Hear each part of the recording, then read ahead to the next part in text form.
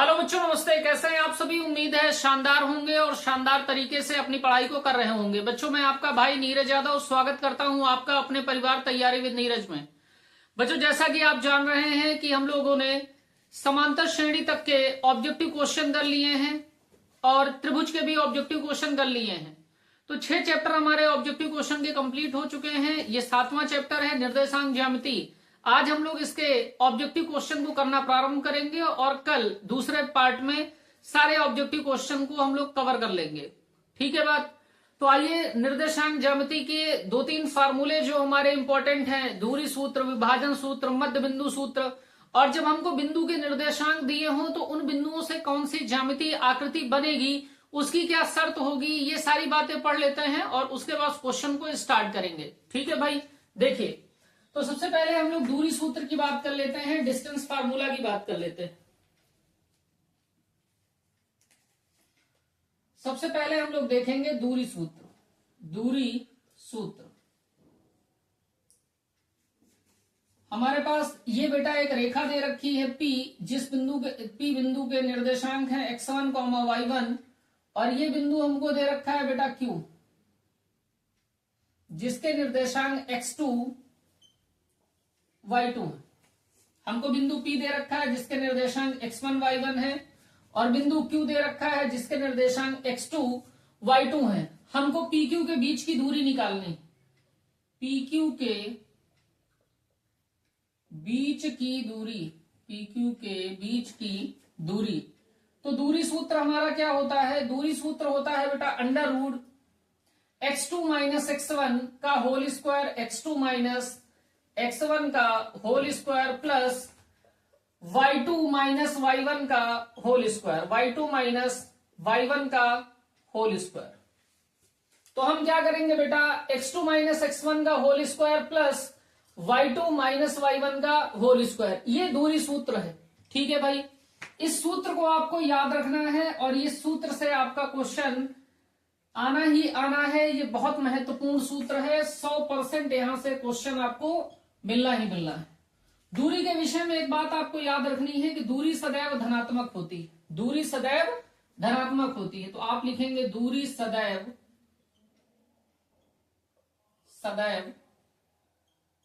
धनात्मक होती है।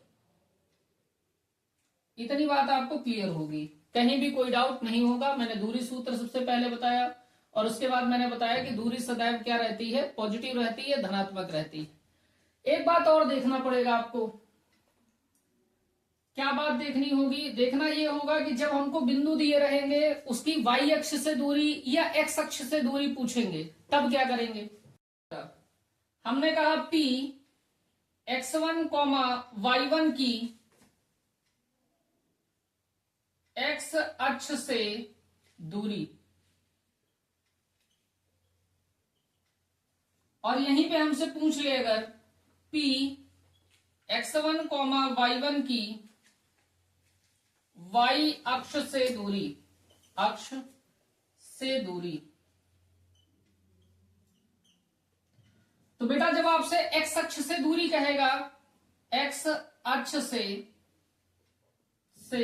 दूरी, x अक्ष से दूरी क्या होगी? तो आप कहेंगे x अक्ष से दूरी बराबर होगा y निर्देशांक। जो हमको y निर्देशांक दे रखा है वही हमारी x अक्ष से दूरी होगी। ठीक है बात?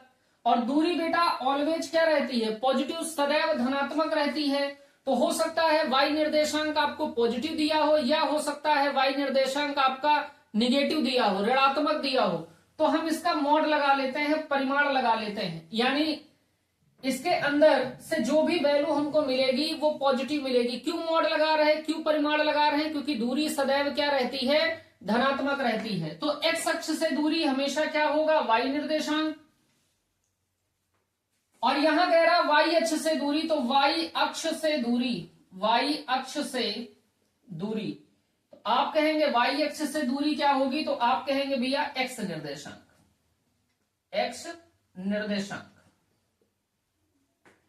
और यहां भी दूरी हो सकता है x निर्देशांक धनात्मक हो, या हो सकता है x निर्देशांक आपका ऋणात्मक हो।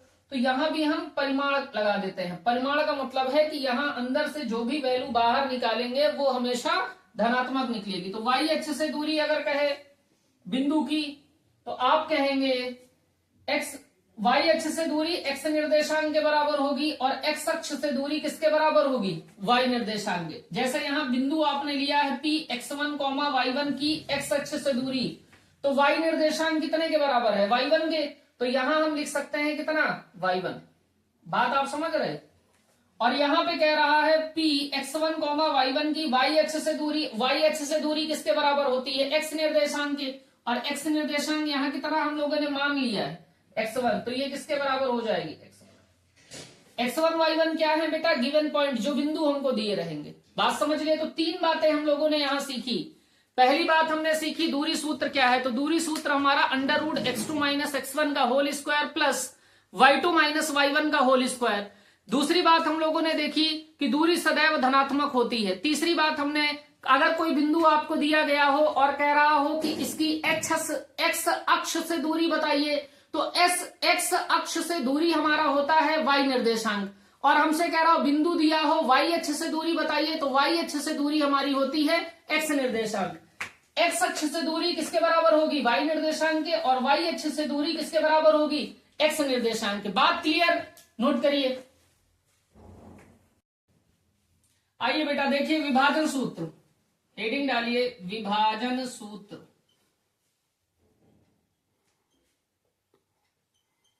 विभाजन सूत्र का प्रयोग क्या है बेटा, विभाजन सूत्र से हम विभाजन बिंदु के निर्देशांक निकाल लेते हैं। मान लीजिए ये हमारे पास एक रेखा दे रखी है जिसका प्रारंभिक बिंदु P है, जिसके निर्देशांक x1, y1 है, और अंतिम बिंदु बेटा Q है जिसके निर्देशांक क्रमशः x2, y2 है।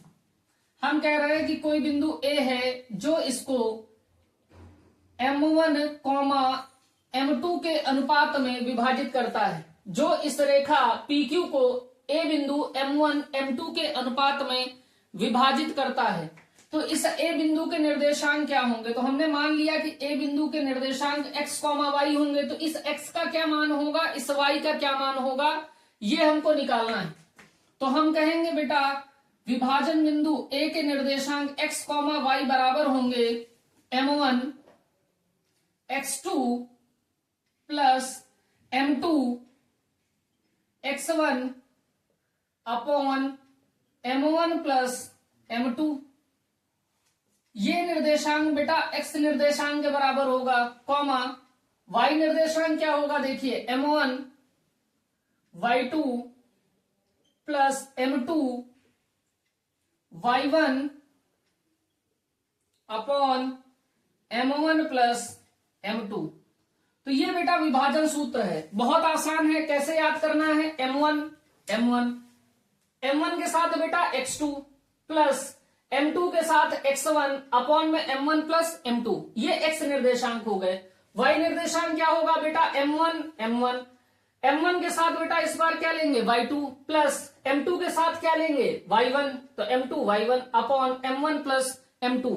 ये बेटा हो गया विभाजन सूत्र। विभाजन बिंदु के निर्देशांक क्या होंगे, x निर्देशांक बराबर होगा m1 x2 plus m2 x1 upon m1 plus m2, y बिंदु के निर्देशांक क्या होंगे बेटा, m1 y2 plus m2 y1 upon m1 plus m2।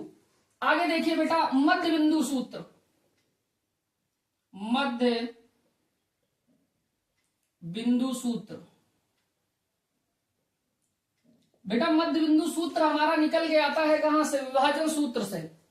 देख ही लीजिए अच्छा आप लोग। ये मान लीजिए PQ हमारे पास रेखाखंड है, P बिंदु के निर्देशांक x1, y1 है, और ये Q बिंदु है जिसके निर्देशांक बेटा x2, y2 है।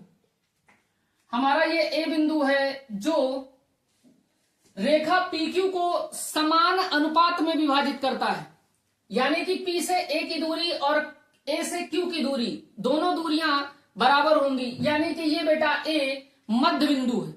अगर ये मध्य बिंदु है इसका मतलब क्या है, P से A की दूरी और Q से A की दूरी बराबर होगी। तो हम मान लेते हैं m1 और m2 का अनुपात समान है, यानी 1:1 में विभाजित करता है। तो m1 की वैल्यू कितनी हो गई, 1, और m2 की वैल्यू कितनी हो गई, 1। हमको निकालने हैं इस बेटा ए बिंदु के निर्देशांक किसके बराबर मान लेते हैं? ए बिंदु के निर्देशांक x कॉमा वाई के। विभाजन सूत्र अभी हमने पढ़ा, लिखिए विभाजन सूत्र। तो ए बराबर हो जाएगा एक्स कॉमा वाई बराबर, फार्मूला आपको याद है, m1 x2 plus m2 x1 upon m1 plus m2 comma m1 y2 plus m2 y1 upon m1 plus m2। ठीक है, इतनी बात। अब बेटा m1 की वैल्यू कितनी है? 1, और m2 की वैल्यू कितनी है? 1 रख दीजिए जरा। तो ये हो गया बेटा 1 गुणे x2 प्लस 1 गुणे x1 upon 1 plus 1 comma m1 की वैल्यू 1 रखिए 1 गुणे y2 प्लस m2 की वैल्यू 1 रखिए 1 गुणे y1 अपॉन 1 प्लस 1 यानी m1 प्लस m2।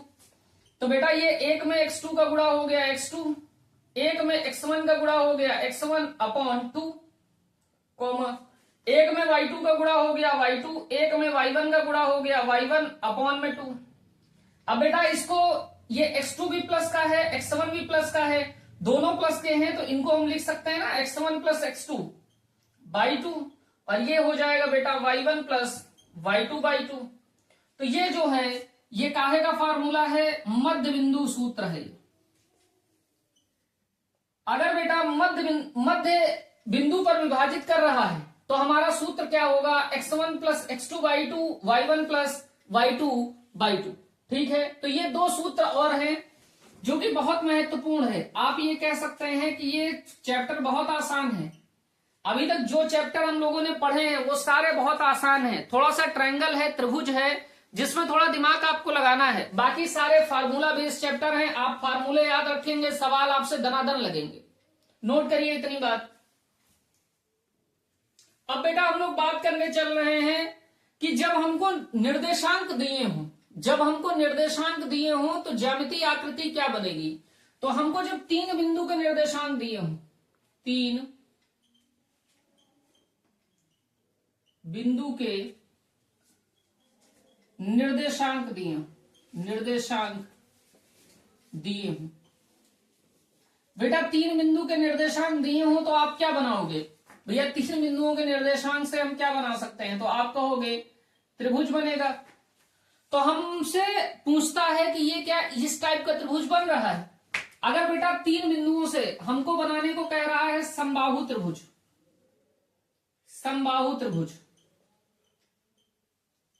हमसे कह रहा है 3 बिंदु के निर्देशांक दे रखे हैं, बताइए इन निर्देशांकों से क्या समबाहु त्रिभुज बनेगा या नहीं। देखिए हमने मान लिया कि त्रिभुज बन रहा है। ए बिंदु के निर्देशांक x1, y1 हमने कह दिया, बी बिंदु के निर्देशांक x2, y2 कह दिया, सी बिंदु के निर्देशांक बेटा x3, y3 कह दिया। तो अगर हमसे कह रहा है समबाहु त्रिभुज हमको सिद्ध करना है, क्या सिद्ध करना है? समबाहु त्रिभुज है या नहीं, यानी इन 3 शीर्षों से समबाहु त्रिभुज बनेगा या नहीं बनेगा। तो हमको सिद्ध करना पड़ेगा बेटा कि AB की दूरी बराबर होगी BC की दूरी बराबर होगी AC की दूरी, यानी इन तीनों दूरियों को, यानी AB की दूरी, BC की दूरी और AC की दूरी, इन तीनों दूरियों को बराबर दिखाना होगा। अगर AB की दूरी, BC की दूरी और AC की दूरी, तीनों दूरियां बराबर आ जाती हैं तो हम कहेंगे त्रिभुज हमारा कैसा है? समबाहु त्रिभुज। यानी इन 3 बिंदुओं से हमारा कौन सा त्रिभुज बन रहा है? समबाहु त्रिभुज बन रहा है। ठीक है बात। दूसरी बात देखिए, सम द्विबाहु त्रिभुज,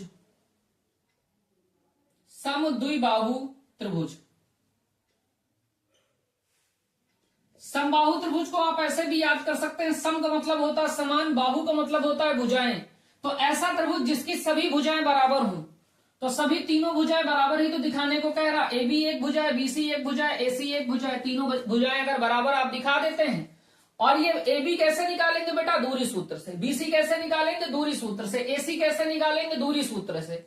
चाहे आप AC निकालिए, चाहे आप CA निकालिए, दोनों बराबर ही आएंगे। ठीक है ना भाई।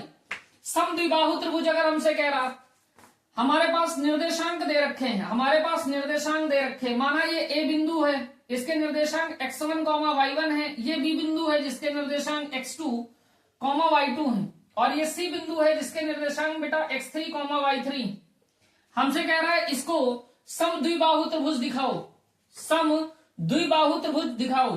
तो बेटा ऐसा हो जाए कि हमारी ए बी भुजा और बीसी भुजा बराबर आ जाए और एसी बराबर ना आए, यानी दो भुजाएं बराबर आ जाएं और तीसरी भुजा बराबर ना आए। दो भुजाएं बराबर दिखानी होंगी और एक भुजा को बराबर नहीं दिखाना होगा। तो क्या कंडीशन हुई? दो भुजाएं बराबर सिद्ध करना है तथा एक भुजा असमान दिखानी।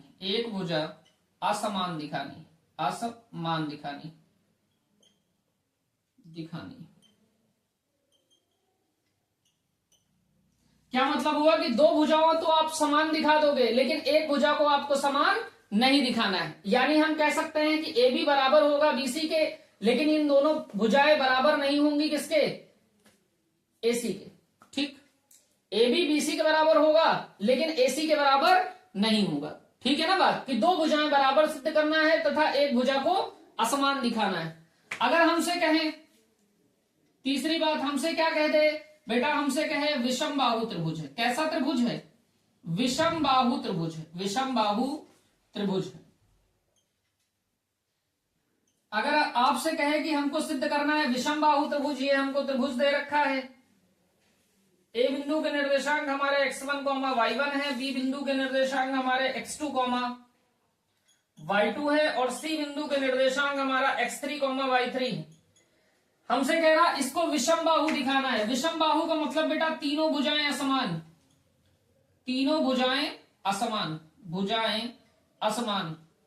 हम जानते हैं बेटा विषम बाहु त्रिभुज क्या होता है? ऐसा त्रिभुज जिसकी तीनों भुजाएं असमान हो विषम बाहु त्रिभुज कहलाता है। तो हमको तीनों भुजाओं को असमान दिखाना होगा कि AB के बीच की दूरी बराबर ना है BC के बीच की दूरी के और बराबर ना है AC के बीच की दूरी के। तो हम कहेंगे AB does not equal to होगा BC के, डज नॉट इक्वल टू होगा AC के। तो हम कहेंगे बेटा विषम बाहु त्रिभुज। क्या है भैया?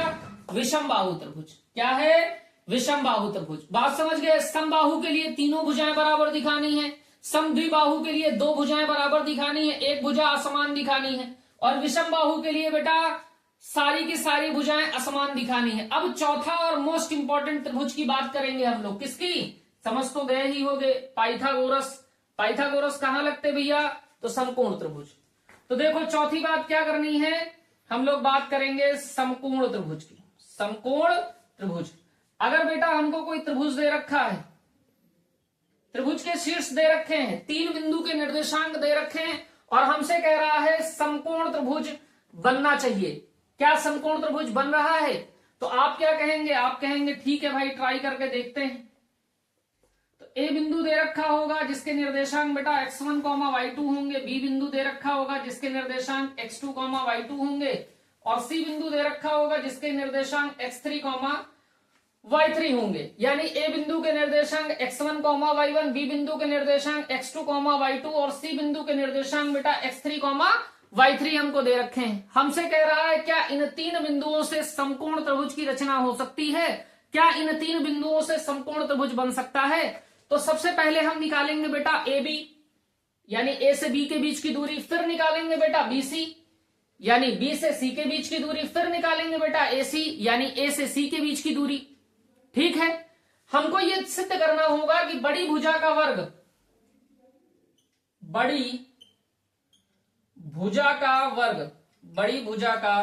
वर्ग शेष दो भुजाओं के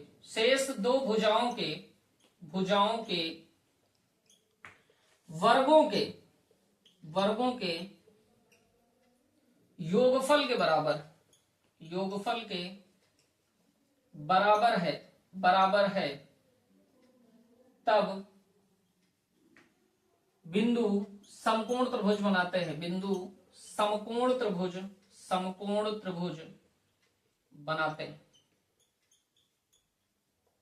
अब बेटा बड़ी भुजा का वर्ग शेष दो भुजाओं के वर्गों के योगफल के बराबर है। ये क्या पाइथागोरस की बात नहीं हो गई कि कर्ण का स्क्वायर बराबर होगा लंब के स्क्वायर प्लस आधार के स्क्वायर? तो आप कहेंगे बिल्कुल भाई हम लोग पाइथागोरस थ्योरम क्या कहते हैं, देखिए इधर पाइथागोरस थ्योरम क्या कहती है, पाइथागोरस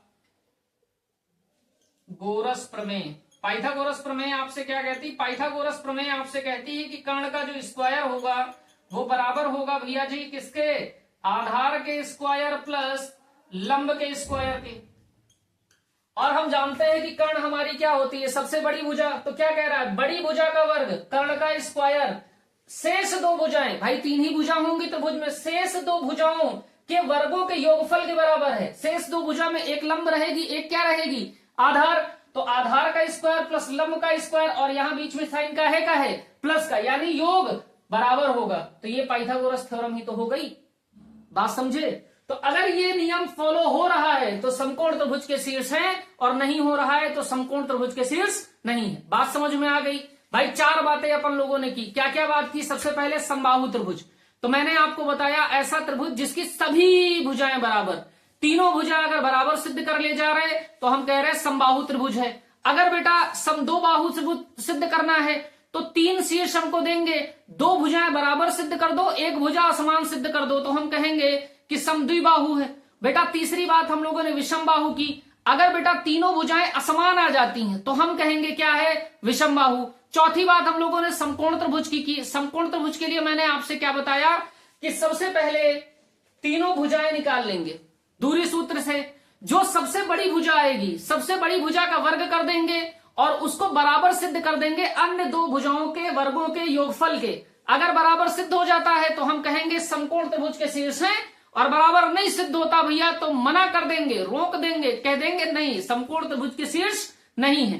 तो ये बात हुई बेटा जब हमको तीन शीर्ष दिए होंगे। अब हम लोग बात करेंगे, इसको नोट करिए, फिर हम लोग बात करेंगे जब चार शीर्ष दिए होंगे तो क्या मामला बनेगा। आगे देखिए बच्चों, जब हमको चार बिंदु दिए होंगे तब क्या करेंगे, तो हम लोग कहेंगे जब चार बिंदु दिए हों। चार बिंदु दिए हों इसका मतलब क्या है बेटा, चार बिंदु अगर दिए हैं तो उससे क्या बनेगा, तो आप कहोगे चतुर्भुज बनेगा, चतुर्भुज बनेगा, चतुर्भुज बनेगा। तो चतुर्भुज में सबसे पहले हम लोग बात करेंगे बेटा आयत की, फिर हम लोग बात करेंगे बेटा वर्ग की, इसके बाद हम लोग बात करेंगे आयत के पैरेलल में ही समांतर चतुर्भुज की, समांतर चतुर्भुज की। और जब हम लोग बात करेंगे वर्ग की तो वर्ग के पैरेलल में ही बात करेंगे समचतुर्भुज की।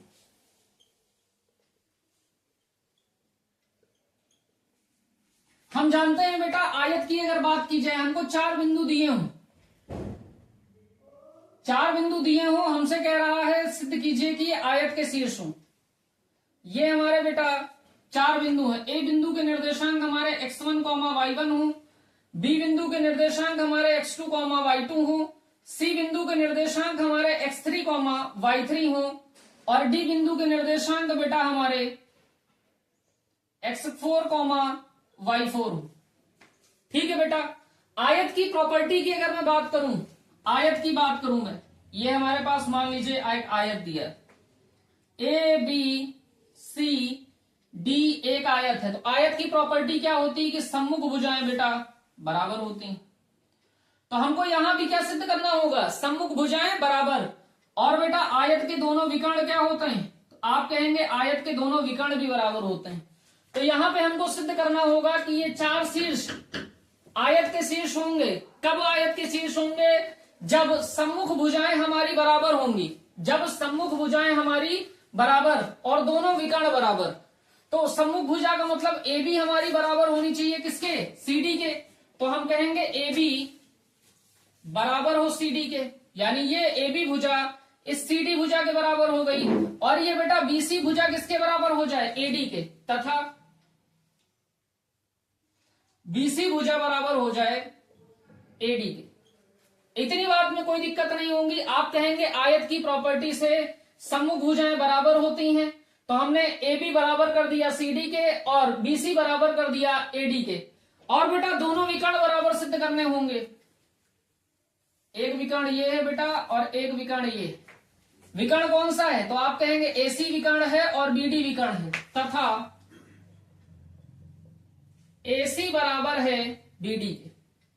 तो ये कंडीशन आयत सिद्ध करने के लिए होगी। अगर हमको 4 बिंदु के निर्देशांक दे रखे हैं तो हमको सम्मुख भुजाएं बराबर सिद्ध करनी होंगी और दोनों विकर्ण बराबर सिद्ध करने होंगे, तब हम कह सकते हैं कि ए बी सी डी एक आयत के शीर्ष हैं। बात समझ गए? सम्मुख भुजाएं बराबर, दोनों विकर्ण बराबर। अगर सम्मुख भुजा बराबर और दोनों विकर्ण बराबर सिद्ध कर ले जा रहे तो हम कहेंगे आयत के शीर्ष हैं, और अगर नहीं कर पा रहे तो हम कहेंगे आयत के शीर्ष नहीं है। अब इसी के साथ आप समझ लीजिए किसको? समांतर चतुर्भुज को। समांतर चतुर्भुज में भी आमने सामने की भुजाएं बराबर होती हैं, लेकिन बेटा विकर्ण बराबर नहीं होते। तो अगर हमको समांतर चतुर्भुज सिद्ध करना है तो ये रहा बेटा फिगर। हमने एज्यूम कर लिया, इसको ए बिंदु कहा जिसके निर्देशांक x1, y1 है। ये बिंदु बी है जिसके निर्देशांक x2, y2 है। ये बिंदु सी है जिसके निर्देशांक x3, y3 है। ये बिंदु डी है जिसके निर्देशांक बेटा x4, y4 है। अगर हमको इसको समांतर चतुर्भुज सिद्ध करना है, अगर हमको ए बी सी डी समांतर चतुर्भुज के शीर्ष हैं ये सिद्ध करना है, तो हमको सिद्ध करना होगा कि सम्मुख भुजाएं बराबर हैं। सम्मुख भुजा का मतलब ए बी बराबर है सी डी के, तो सिद्ध करना होगा ए बी बराबर है सी डी के। तो ए बी को बराबर सी डी के सिद्ध करना है और बीसी को बराबर ए डी के सिद्ध करना है। बीसी को बराबर सिद्ध करना है ए डी के। ठीक है, इतनी बात। और जो दोनों विकर्ण हमारे समांतर चतुर्भुज के होते हैं वो दोनों विकर्ण बराबर नहीं होते। तो विकर्ण खींचिए बेटा, खींच लीजिए। तो हमने विकर्ण खींचा एसी और बीडी, और इन दोनों विकर्णों को हमको बराबर नहीं सिद्ध करना है। एसी तथा AC does not equal to BD. तो आप कहेंगे एसी और बीडी बराबर नहीं होंगे। अगर बेटा दोनों विकर्ण बराबर नहीं हैं तो समांतर चतुर्भुज है। आमने सामने की भुजाएं बराबर, दोनों विकर्ण बराबर नहीं है तो समांतर चतुर्भुज। आमने सामने की भुजाएं बराबर और दोनों विकर्ण बराबर तो क्या है? आयत। बात समझ गए? आयत के लिए आपको सिद्ध करना है कि आमने सामने की भुजाएं बराबर, दोनों विकर्ण बराबर। और समांतर चतुर्भुज के शीर्ष अगर सिद्ध करने हैं तो आपको सम्मुख भुजाएं बराबर सिद्ध करनी होंगी और दोनों विकर्ण को असमान सिद्ध करना होगा कि दोनों विकर्ण बराबर नहीं है। यह बात हो गई बेटा आयत की और समांतर चतुर्भुज की। अब हम लोग बात करेंगे बेटा वर्ग और समचतुर्भुज की। तो बेटा जरा वर्ग की बात करिए। तो वर्ग की थोड़ा सा प्रॉपर्टी देखिए आप। ये हमारा वर्ग है, हम सभी जानते हैं कि वर्ग की सभी भुजाएं बराबर होती हैं, तो हम कहेंगे वर्ग की सभी भुजाएं बराबर होती हैं। और चूंकि वर्ग का प्रत्येक कोण क्या होता है? 90 डिग्री। तो दोनों विकर्ण भी हमारे क्या होते हैं? बराबर। तो हम कह सकते हैं वर्ग के केस में कि सारी की सारी भुजाएं बराबर और दोनों विकर्ण बराबर। अब देखिए हमको जब शीर्ष दिया रहेगा तो फिगर हमारा कैसा बनेगा? इस टाइप का फिगर आएगा। हमने इसको ए कहा x1, y1, इसको हमने बी कहा x2, y2, इस निर्देशांक को हमने सी कहा x3, y3 और इस निर्देशांक को हमने डी कहा x4, y4। हमने बेटा यहां ए बी निकाल लिया, बी सी निकाल लिया, सी डी निकाल लिया, ए डी निकाल लिया दूरी सूत्र से। ए बी आ गया, बी सी आ गया, सी डी आ गया, डी ए आ गया या ए डी आ गया। ये चारों भुजाएं बराबर आ गई तो हम कहेंगे पहली बात हमको क्या सिद्ध करनी है? चारों भुजाएं बराबर। तो ए बी बराबर हो बेटा बी सी के, बी सी बराबर हो सी डी के और सी डी बराबर हो ए डी के। यानी चारों भुजाएं क्या आ जाए? बराबर। तथा ए से सी को मिलाइए यानी विकर्ण खींचिए। एक विकर्ण ये हो गया और एक विकर्ण ये हो गया। दोनों विकर्ण बराबर सिद्ध करने हैं यानी एसी और बीडी बराबर हो। तो हम कहेंगे हमारा ये ए बी सी डी एक वर्ग के शीर्ष होंगे। कब होंगे? जब चारों भुजाएं बराबर हो और दोनों विकर्ण बराबर हो। अगर चारों भुजाएं बराबर हैं, दोनों विकर्ण बराबर हैं तो हम कहेंगे वर्ग के शीर्ष हैं। अब यहीं पे आप समचतुर्भुज की बात कर लीजिए। तो समचतुर्भुज ऐसी आकृति होती बेटा इस टाइप की।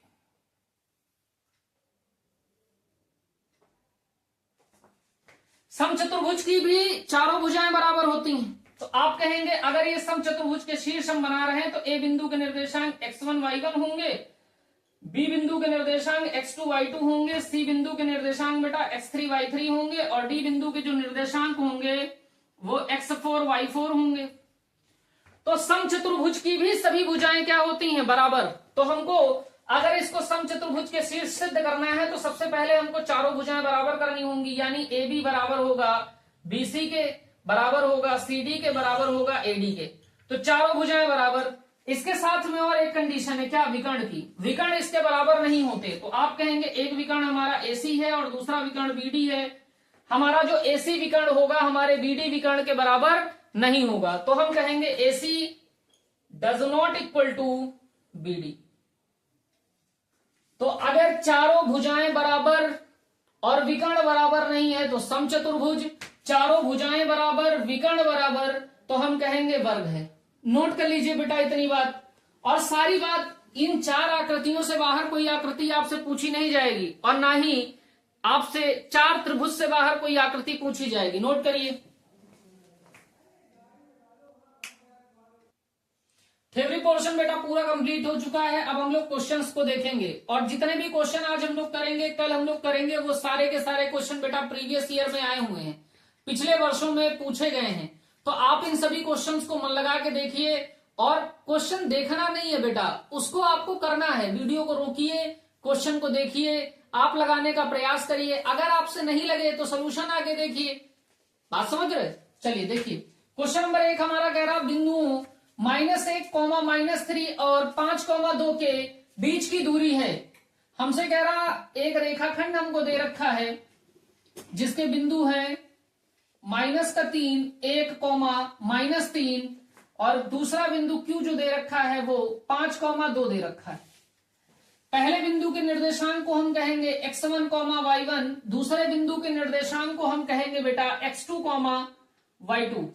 ठीक है, पहले भुज लिखते हैं उसके बाद कोटि लिखते हैं। x निर्देशांक को ही भुज कहते हैं और y निर्देशांक को कोटि कहते हैं। ये सारी बातें आपने क्लास 9th में पढ़ी होंगी। देखिए, तो P बिंदु के निर्देशांक हमको दे रखे हैं, Q बिंदु के निर्देशांक दे रखे हैं। दूरी सूत्र हम लोगों ने पढ़ा है, PQ के बीच की दूरी हमको निकालनी है। दूरी सूत्र क्या होता है बेटा? x2 माइनस x1 का whole square plus y2 minus y1 का होल स्क्वायर। अब बेटा अंडर रूट x2 कितना दे रखा है तो आप कहेंगे 5, माइनस x1 कितना दे रखा है तो आप कहेंगे -1, इस पूरे का होल स्क्वायर प्लस y2 कितना दे रखा है तो आप कहेंगे 2, माइनस y1 कितना दे रखा है -3, इस पूरे का होल स्क्वायर रूट।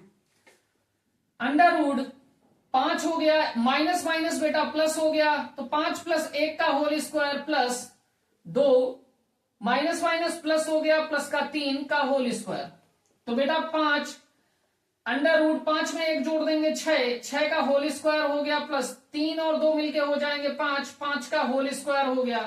तो बेटा रूट 6 का स्क्वायर हो गया 36, 5 का स्क्वायर हो गया बेटा 25 और 36 को आप जोड़ देंगे तो 6 और 5 हो गए 11 का 1 आया हासिल, 3 2 5 1 6 हो गया, तो रूट 61 आ गया। और दूरी हमेशा बेटा मात्रक में होती है, तो ये बेटा मात्रक आ गया, या फिर इकाई आप लिख सकते हैं। तो या तो आप मात्रक लिखिए या फिर क्या लिखिए, इकाई।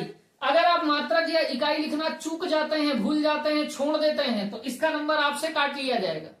अब ऑब्जेक्टिव में तो नंबर कट नहीं सकता, जब थ्योरी आप लिखते हैं अगर वहां पे आप छोड़ देते हैं यूनिट लिखना तो आपका क्वेश्चन का जो आंसर होता है उसको थोड़ा सा कम मानते हैं और आधा नंबर काट लेते हैं। ठीक है, रूट 61 मात्रक हमारा उत्तर आ गया, विकल्प हमारा बेटा ए करेक्ट है। देखिए